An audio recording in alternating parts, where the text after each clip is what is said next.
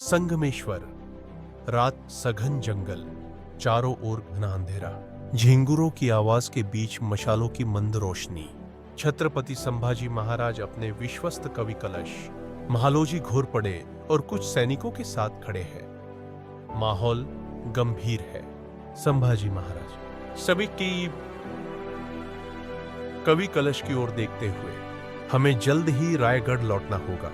यहां हमारा ठहरना सुरक्षित नहीं है। कवि कलश सिर हिलाते हैं, लेकिन तभी तेज आवाजें गूंजने लगती हैं। सैनिक भागते हुए, महाराज, मुगल सेना हमें घेर रही है। संभाजी महाराज के चेहरे पर चिंता की एक हल्की लकीर उभरती है, लेकिन वे शांत रहते हैं। संभाजी महाराज महालोजी की ओर देखते हुए, सेना तैयार करो, यह युद्ध होगा।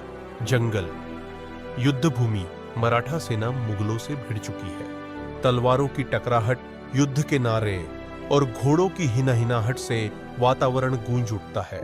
महालोजी घोर पड़े बहादुरी से लड़ते हैं, लेकिन जल्द ही घिर जाते हैं। कवि कलश संभाजी महाराज से, महाराज, हमें यहां से निकलना होगा। संभाजी महाराज, नहीं, मैं अपनी सेना को अकेला नहीं छोड़ूंगा। इस बीच गणोजी शिर्के, जो मुगलों की ओर पहले ही मिल चुके हैं, छिपकर मुकर्रब खान को मार्ग दिखा रहे हैं। गणोजी के चेहरे पर धूर्त मुस्कान है। गणोजी शिर्के मुकर्रब खान से, संभाजी महाराज यहां से बचकर नहीं निकल सकते, बस सही समय का इंतजार कीजिए। मुकर्रब खान अपनी तलवार निकालता है और संकेत करता है।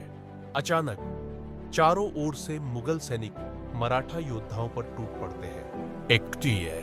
संगमेश्वर का जंग का जंगल। धोखा।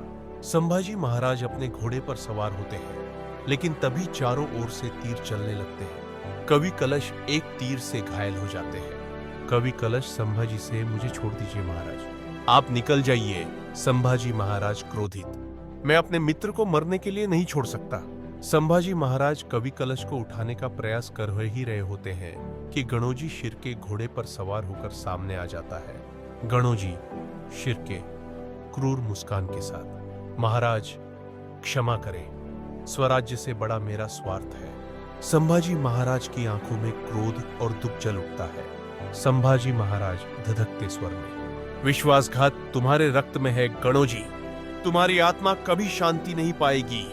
गणोजी कुछ कहने ही वाला होता है कि मुगल सैनिक उन्हें पकड़ लेते हैं। संभाजी महाराज और कवि कलश को बेड़ियों में जकड़ लिया जाता है।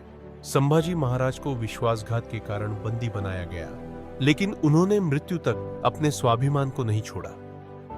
Fade to black.